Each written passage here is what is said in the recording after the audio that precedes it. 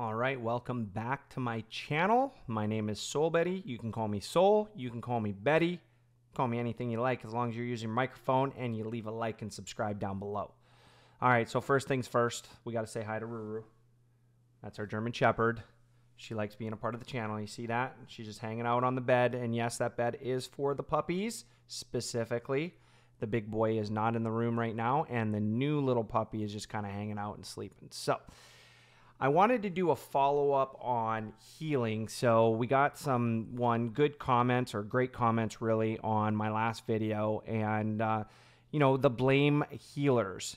And I want to do a follow-up on that because some people did ask me, like, so what's your solution, right? And I really didn't have a good answer of what the solution would be for healers, but let's just kind of reiterate a few of the things that I was frustrated with being a healer main.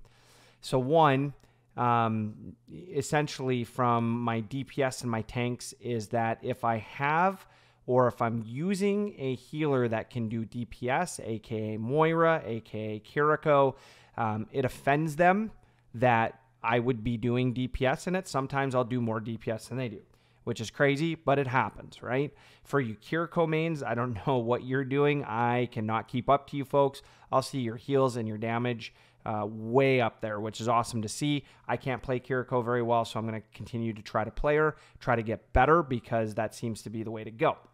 Second thing that I will mention is the responsibilities from healers. So a lot of tanks and DPS think that healers should just hang out in the back, right? And just be quiet, essentially. Heal when they need to heal, and then hide, is what I think the vision is, right? Another one that I ran into was, healers should be the ones staying with the tanks anytime that you're moving, or if you're playing robot, should be with the robot all the time.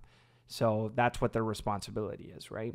And then healers should also have the responsibility of being available for the flank. So if a DPS flanks, then the healer should be at the flank. And then the healer should also be with the tank when the tank pushes up, and then spread themselves way thin and go to the other flank for the other DPS when they need heals as well. And I know you're saying to yourself, well, there's two healers. Yeah, okay. Just remember, there's two DPS and one tank. So those are just some of the responsibilities that were expressed to me in my last gaming session in competitive from a healer's perspective. What really kind of frustrated me as well is one of the games I had 22,000 heals. And I'll pop that up on the screen. And it was a good game all the way around, right? There was a Kiriko on the other team that not only outdamaged me, but also out-healed me as well. Had 23,000 heals, which I thought was crazy. And we were still complaining in-game about healing, which is crazy to me. Now, you will see that on my screenshot, I was pretty impressed because one of the DPS players did let the tank know that the tank threw that game from moving and going solo. And both healers tried to stay in line with the tank and really try to help the tank out. But there was a lot of kind of running in and just not making some great plays. So that was really nice to see DPS kind of sticking up for us, but that tank definitely complained about the healers almost the entire game. And I will tell you, that was the one game that has changed my outlook on healing and my outlook on Overwatch as a whole. So one, I just don't care anymore what my tanks or my DPS thinks that I'm doing, not doing, or what I should be doing. There was a time where, it was important to me to play as a team. Now I'm going to play as an individual, and hopefully my game fits into your game. But if it doesn't fit in, then you need to adapt, right? As a healer, I do a lot of adapting. But when you go game in and game out and it's just a constant complaint, there comes a time where I need to have some enjoyment in the game, and I love playing healers. So I'm going to play my game. Right? If you need to be healed and you're flanking, you need to figure out how to get back to me. I'm not going to figure out how to get to you. Yes, I will do my best to spread myself out so I can hit multiple people, but keep in mind, I'm most likely going to focus on my tank, as my tank can create space. Number two, for whatever reason, when Pharah comes into the game, Pharah will isolate healers and usually do a pretty good job of it. So I will tolerate this for 2 or 3 deaths. And if my DPS can't take care of Pharah, I become DPS myself. I'm going to play as a DPS player. I'm going to throw some heals out there. So for example, with Moira, I am definitely going to be doing a lot more DPS than I am going to be doing heals. So if you would like me to continue to heal you, take care of Pharah. Plain and simple, right? Okay. Number 4, you have to know as a DPS and a tank player that healers are going to be focused. You're doing the same thing, right? So my job is to take care of, the payload. My job is to take care of the robot. My job is to make sure that my tank's healed. My job is to make sure that DPS is healed. My job is to make sure that when you flank, that I can flank to give you heals. My job is also to make sure that I'm not getting focused by the other team because I am also a squishy, right? So all of these things are playing a factor to get your heals so you can continue to do DPS. And I know that that's part of the game, and that's okay. That's why I enjoy the game. So with all of those things that I'm supposed to do, I do have a solution. Now, I don't know if this would ever be put into play, but it's something that I haven't heard in any of the videos previously. I've heard things like, increase movement. I've heard, decrease some of the damage. I've also heard, buff some of the things that healers can be resistant to. And I think all of these would be good, but I think we've got it wrong. So a healer should go to the front of the line and have the most health on the team. Imagine that, right? Like 850, 900. So that way people get punished for focusing healers. Okay. I think you keep your DPS at 200 and then maybe move your tank down 200 as well. Not to 200, but just move them down 200 health and then make your health characters the highest. So that really gives me an opportunity to go in and go out and be able to make plays, not get caught out in the middle and get one shot, whatever the case might be. And it makes me more apt to want to heal you. And it would make me a lot more important to the game as well. And you might see some folks really start to pick up heals, right? Now, this is not a crusade for, holier than thou. Heals are, the most important in the game. I'm not saying that.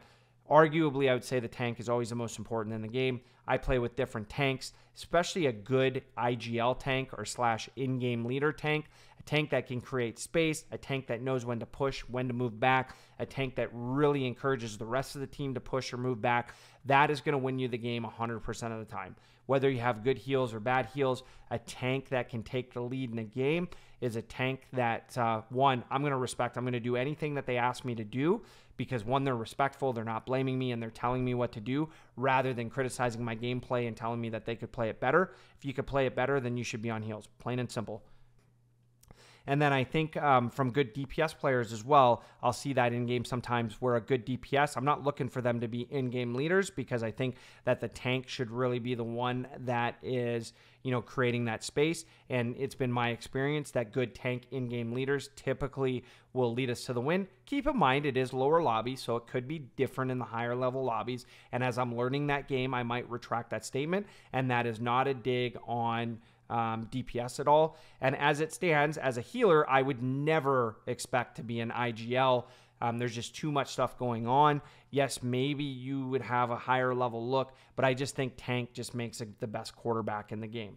So with some of those damage changes, I think that would make healers a little bit more important and a little less focus from the other team to try to take out, or getting focused by a Pharah, especially when you're doing a good job. There's games where I'll just get focused out for the rest of the game, whether that's a Pharah, whatever the character is. Pharah is the worst, in my opinion, to kind of seek and destroy.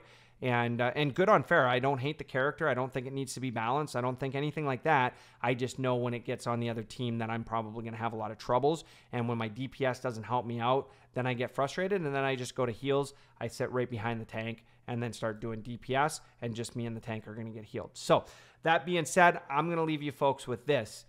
Again, I'm not on a crusade. I do love Overwatch. I think it's a great game.